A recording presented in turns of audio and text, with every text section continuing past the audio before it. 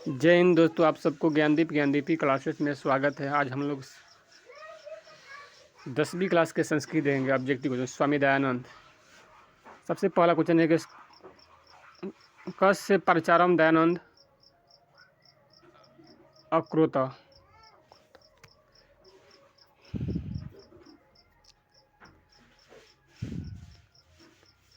सामाजिक ज्ञानस्य दयानंदस्य निधनं कदा अभवत्।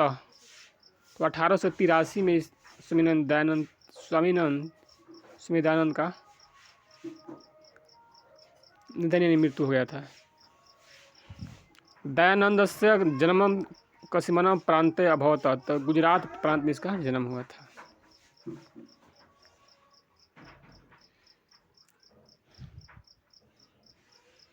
क्वेश्चन नंबर 4 है कस से स्थापना 1875 ईस्वी वर्ष अभवत। आर्य समाज की स्थापना 1875 में हुआ था, मुंबई शहर में हुआ था। क्वेश्चन नंबर 5 है बल्कस नाम डॉट डॉट इति कृतम, यानी स्वामी दयानंद का बचपन का नाम क्या था? मूल्य शंकर नाम था। ऑप्शन नंबर सी राइट है। क्वेश्चन नंबर 6 है स्वामी दयानंद संस्थापक आसित, माने स्वामी दयानंद संस्थापक आसित। तो आर्य समाज के संस्थापक थे। स्वामी दयानंद आर्य समाज के संस्थापक थे। समाज शिक्षया उदारक यानी स्वामी दयानंद थे। स्वामी दयानंद 10 रचना क स्थित सत्य प्रकाश स्वामी दयानंद की रचना है।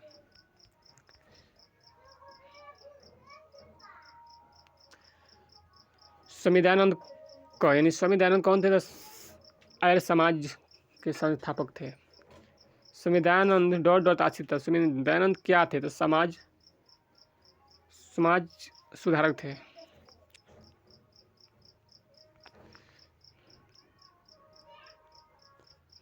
हिंदू समाज को छोड़कर किसने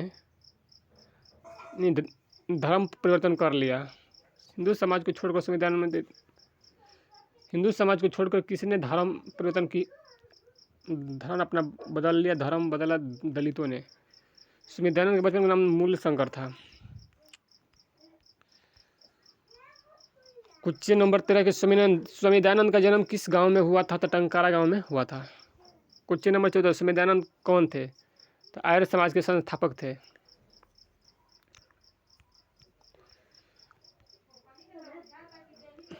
क्वेश्चन नंबर 15 स्वामी दयानंद का जन्म किस राज्य में हुआ था? तो गुजरात राज्य में हुआ था।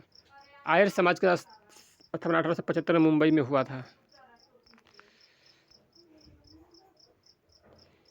किसके कहने पर स्वामी दयानंद ने वैदिक ग्रंथ का प्रचार किया? तो बिरजानंद के कहने पर प्रचार किए थे।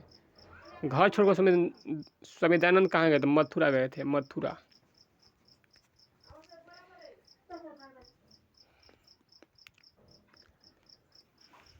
आर्य समाज की स्थापना किस नगर में हुई? तो मुंबई में हुई थी। समाज सुधारक कौन थे? स्वामी दयानंद। क्वेश्चन नंबर 21 है मूर्ति पूजा के विरोधी कौन थे? तो स्वामी दयानंद मूर्ति पूजा के विरोधी थे। सत्यार्थ प्रकाश किसकी रचना है? स्वामी दयानंद की सत्यार्थ प्रकाश रचना है।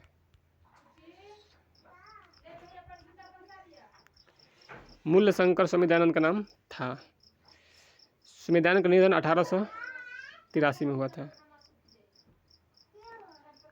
क्वेश्चन नंबर 25 आर्य समाज के संस्थापक स्वामी दयानंद थे।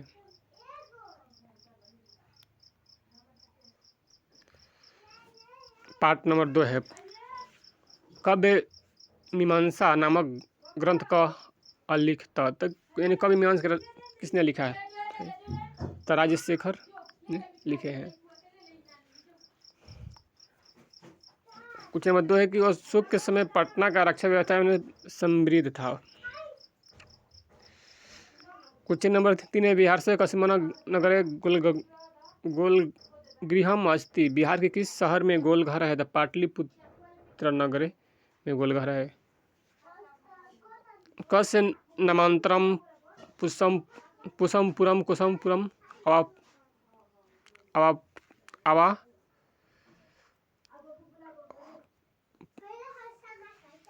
पर्याप्त। तो पाटलिपुत्र का प्राचीन ग्रंथों में नाम मिलता है पुसमपुर, कुसुमपुर नाम मिलता है।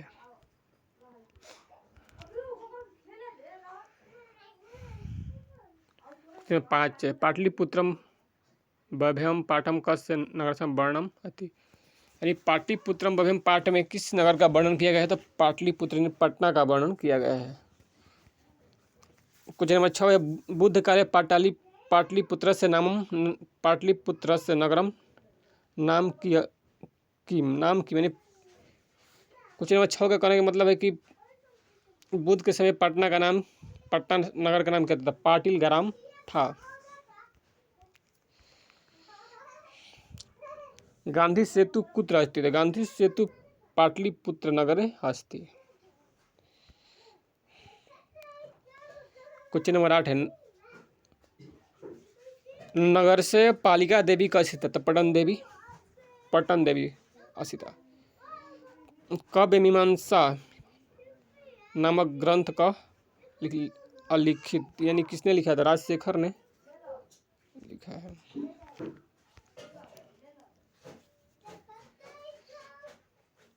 कस्य नामांतरम कुसुमपुर,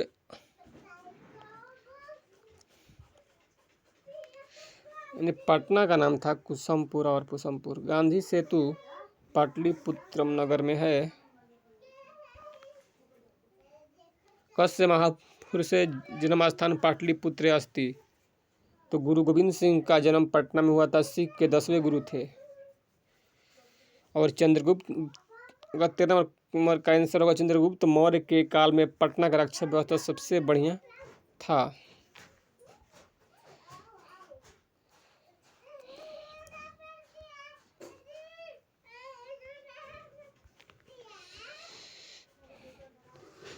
कमौदी महोत्सव किसके शासनकाल में मनाया जाता था? गुप्त के शासनकाल में मनाया जाता था और शरद ऋतु में मनाया जाता था।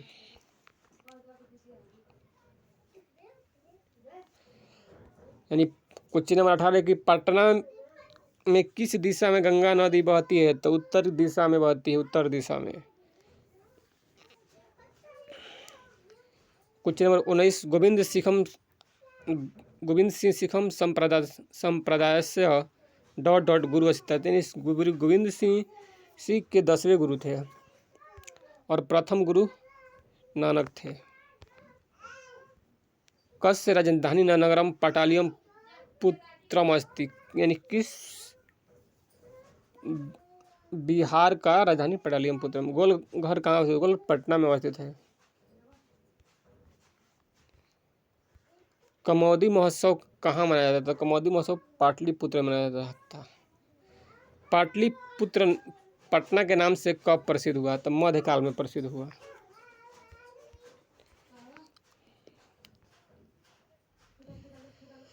पाटलिपुत्र किस नदी के किनारे बसा था? गंगा नदी के किनारे बसा है।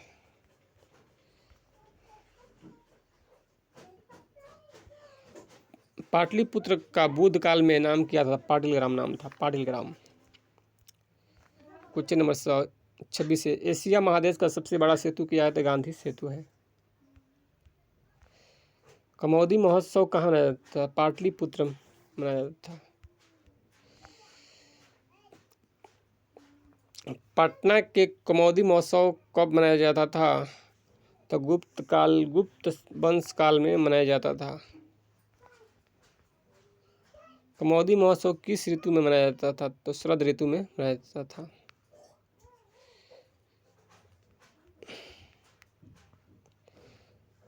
किसके शासन काल में पाटलिपुत्र की शोभा तथा रक्षा व्यवस्था सबसे बढ़िया था? तो चंद्रगुप्त मौर्य के काल में था।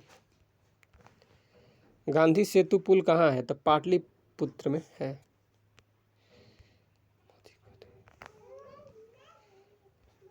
पटना नगर की पालिका देवी कौन है? तो पटन देवी। कुटनीत्यम काव्य के कवि कौन है? तो दामोदर गुप्त। राजशेखर काव्य मीमांस की रचना किए हैं। पाटलिपुत्र में किस महापुरुष का जन्मस्थली है? तो गुरु गोविंद सिंह का जन्मस्थली है।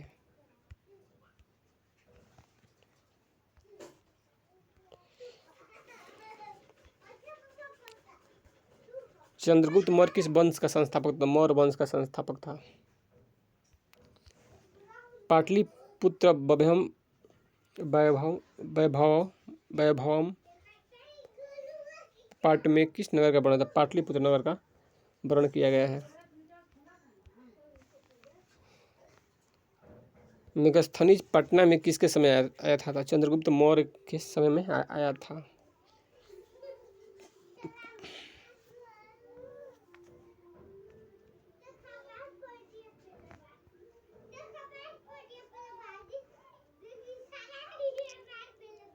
पाटलिपुत्र किस राज्य की राजधानी थी? बिहार राज्य की राजधानी है।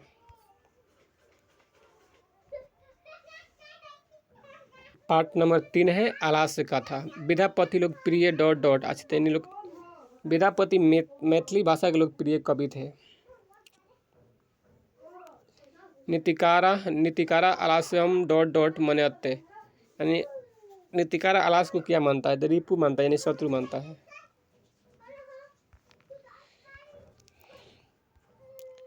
क्वेश्चन नंबर 4 है आसिता मिथिलायम डॉट डॉट नामा मंत्री कस्ते, यानी मिथिला में किस नाम का मंत्री रहता था? वीरेश्वर नाम का मंत्री रहता था। लास्ट का था पाठ कति संकलित, यहाँ कहाँ संकलित है? तो पुरुष परीक्षा से संकलित है। आलास्य कथा पटा से लेखक क, तो विद्यापति। मिथिलायम मंत्री का, तो मिथिला यानी मिथिला का मंत्री वीरेश्वर था। मैथिली कवि का असिता, तो विद्यापति मैथिली कवि असिता। करुणिकम बिना केशम गति नास्ति, तो अलासनम। क्वेश्चन नंबर 9 है मिथिला के मंत्री का नाम वीरेश्वर था। अलासनम कथम कस्य महत्वम वर्णितम अस्ति, तो मानव गुणनामम का वर्णन इसमें किया गया है। क्वेश्चन नंबर 10 है वीरेश्वर होगा। मिथिला मंत्री कहते वीरेश्वर तत्वकति पुरुषासुता, इन्हें कितने सुगते थे? 4। यम कथा कस्यतम ग्रंथम उदरती, यह कथा किस ग्रंथ से लिया गया? तो पुरुष परीक्षा ग्रंथ से लिया गया है।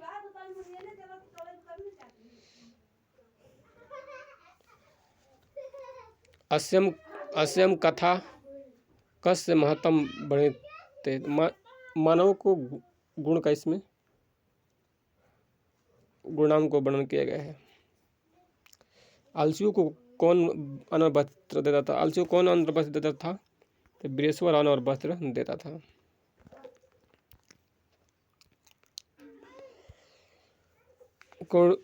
करुणी के बिना किसी गति नहीं हुई है, तो आलसियों की। आलासशाला में आग क्यों लगाई गई? आलसियों की परीक्षा लेने के लिए लगाई गई थी।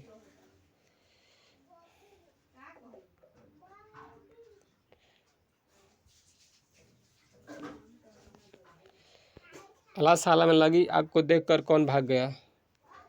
ये धूर्ता भाग गए थे। इसमें धूर्ता होगा, इसमें नौकर नहीं होगा। धूर्ता भाग गए।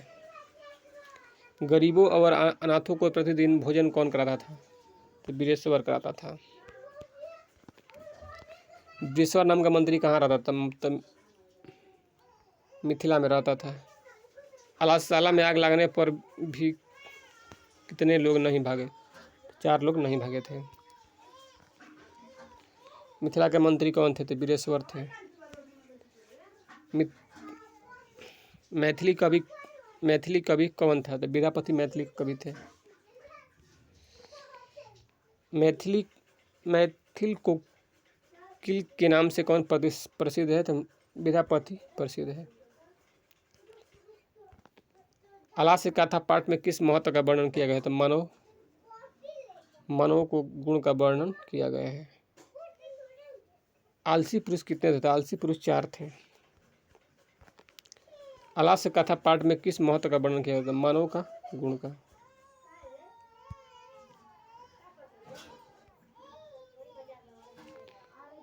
आलास्य कथा पाठ में किस दोष का वर्णन किया गया है? तो आलास्य का वर्णन किया गया है। गरीबों और अनाथों का प्रतिदिन भोजन कौन कराता था? वीरेश्वर कराता था। मनुष्य को कौन नष्ट कर देता है? तो आलस से मनुष्य को नष्ट कर देता है। आलस कथा के रचयिता कौन है? विद्यापति है।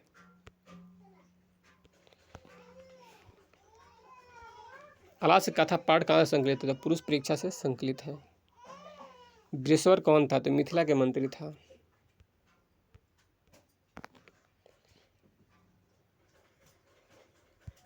गरीबों और अनाथों को प्रतिदिन वृषवर देता था। इसी के साथ हम लोग अगले चैप्टर में देखते हैं।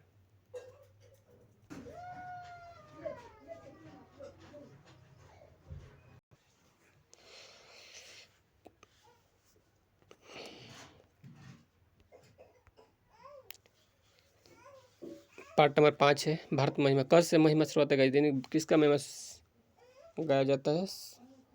तो भारत का महिमा।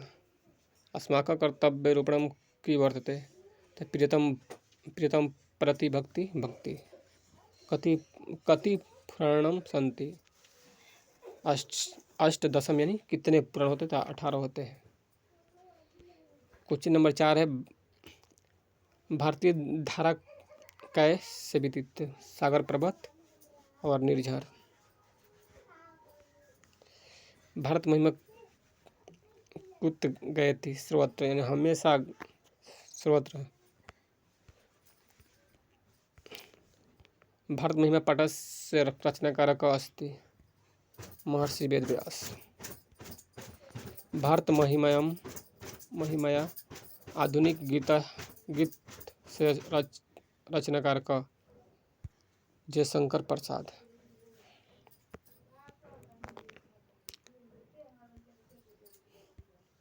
जगत गौरव किम? तो जगत गौरव कौन है? तो भारतम यानी भारत है। के गीता कनि गायंती? भारत का गीत कौन गाता है? तो देव यानी देवता लोग गाते हैं। भारत से शोभा का प्रसन्न यानी भारत की शोभा से कौन प्रसन्न होते थे? ईश्वर यानी ईश्वर होते हैं। पारस शब्द से अर्थ किम अस्ति? तो श्रेष्ठ।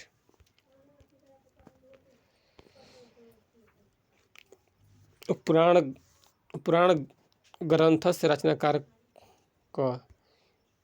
तो महर्षि व्यास। विशाल धारा का? तो भारतीय भरतियाता। पुराण के रचनाकार कौन है? तो महर्षि वेद व्यास।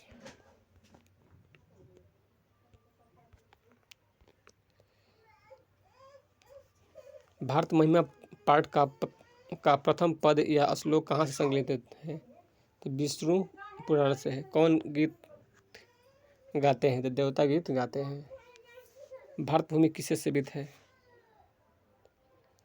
तो इसमें से सभी हुआ सागर पर्वत झरना। जगत का गौरव कैसा है? तो शोभनीय है।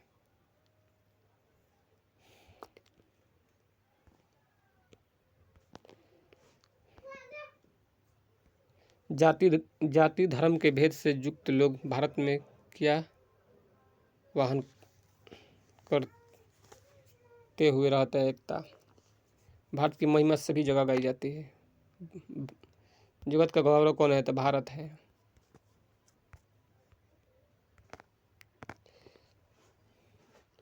हमारी भारतीय धारा कैसी है? तो विशाल है।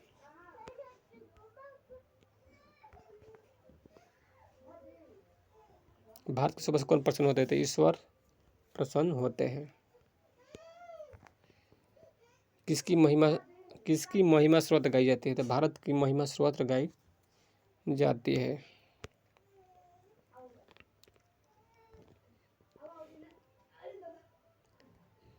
किस देश का गुणगान देवता लोग करते हैं? तो भारत महिमा पाठ का द्वितीय श्लोक किस पुराण से लिया गया है? भगवत पुराण से लिया गया है और प्रथम श्लोक विष्णु पुराण से लिया गया है। किस देश में देवता लोग बार बार जन्म लेना चाहते थे? भारत में। भारत की शोभा से कौन प्रसन्न होते हैं? तो देवता।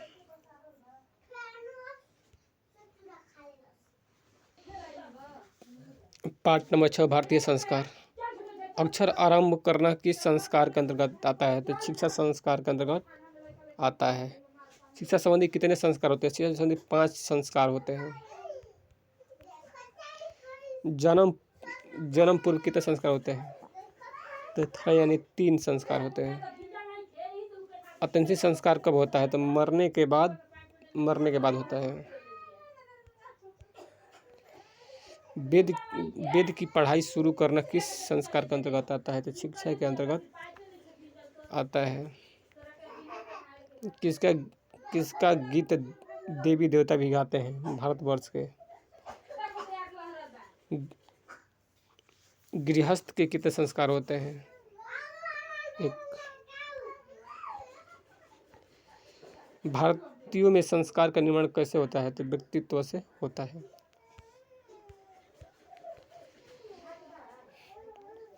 सीमंतोन्नयनम किस संस्कार का संस्कार है? तो जन्म पूर्व के संस्कार है।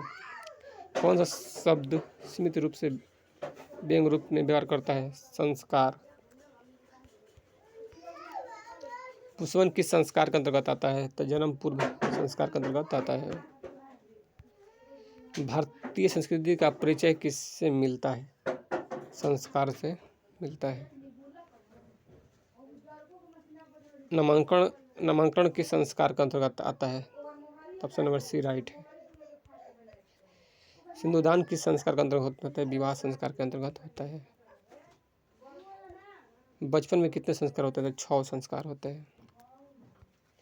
गृहस्थ जीवनम एक संस्कार तो विवाह। अक्षर आरंभ की दृश्य संस्कार तो भारत शिक्षा संस्कार। शिक्षण संस्कार कतिबंधित 5। कति संस्कार तो 100 संस्कार कति 16 को संस्कार होता है। भारतीय संस्कार पाठ्य भारतस्य की रचयिता तो व्यक्तित्व।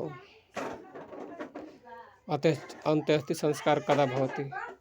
तो मरने के बाद होता है। मरने के बाद।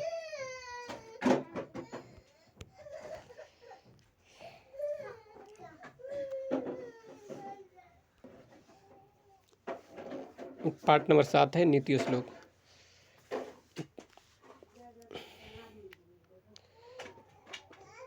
प्रगति की इच्छा रखने वाले मनुष्य को कितने दोषों को त्यागना चाहिए? तो 6 दोषों को त्याग देना चाहिए।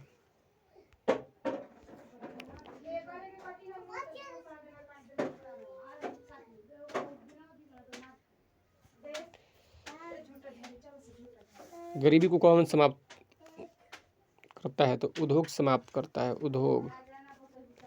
घर की लक्ष्मी कौन होती है? तो स्त्री। क्षमा किसकी हत्या करता है? तो क्रोध का हत्या करता है। नरक कितने द्वार होते हैं? 3 होते हैं। 3। खानदान की रक्षा किससे होता है? तो आचरण से खानदान की रक्षा होता है। किससे विद्या की रक्षा होती है? तो अभ्यास से विद्या की रक्षा होती है। कौन सर्वश्रेष्ठ धन है? तो धर्म सर्वश्रेष्ठ धन है। किसके उत्तर विदुर देते थे? तो धृतराष्ट्र के उत्तर देते थे। विदुर नीति से संकलित पाठ का नाम क्या है? तो नीति श्लोक है। नीति श्लोक के रचनाकार कौन है? तो महात्मा विदुर। विदुर नीति किस ग्रंथ का अंश है? तो महाभारत का अंश है। नीति श्लोक पाठ किस ग्रंथ से लिया गया है? तो विदुर नीति से लिया गया है। धर्म की रक्षा किससे होती है? तो सत्य से होती है। काम क्रोध लोभ किसके द्वार है? तो नरक के द्वार है। अशुभ लक्षणों को कौन समाप्त करता है? तो सद्य व्यवहार समाप्त कर देता है। रूप की रक्षा किससे होता है? तो अपठा से होता है। कौन ऐसा धन है जिससे संतुष्टि मिलती है? तो विद्या से संतुष्टि मिलती है। किसके सुख की प्राप्ति होती है? अहिंसा से सुख की प्राप्ति होती है। अपयश को कौन नष्ट करता है? तो नम्रता नष्ट करता है। कुछ नंबर 10 है। क परम तुप्ति तो विद्या परम तुप्ति।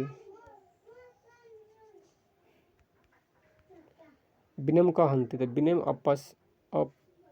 अपयसम हंति।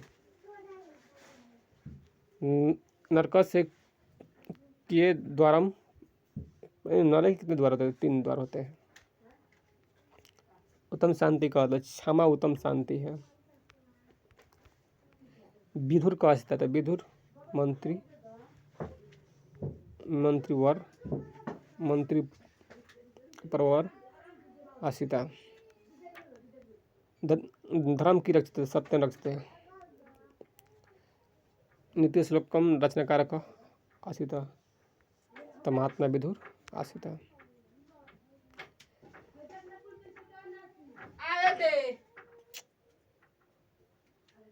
कस्य प्रश्न उत्तरम विधुर दाती तो धृतराष्ट्र को।